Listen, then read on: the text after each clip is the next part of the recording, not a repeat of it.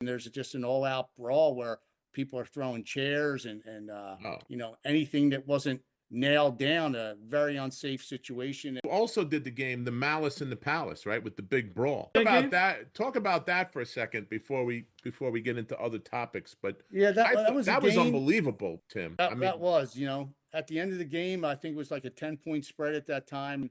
As an official and there's a minute or two left in a game where it's a blowout, you really just don't want to miss an obvious call, especially for the team that's down. You basically are skating to the clock ends. And with that, you're kind of skating, and Ron Artest and Ben Wallace and some of the guys get into it. And before you know it, they're fist fighting and running up into the stands and fighting with the fans. And there's just an all out brawl where people are throwing chairs and oh, anything that wasn't nailed down, a very unsafe situation. And, a situation where you couldn't finish the game. So yeah, big embarrassment for the NBA, and big embarrassment even really that the officials, didn't have too much to do to prevent that. But you never want to be, in a situation where there's a fight in the game as an official. So, embarrassing situation for everyone all the way around.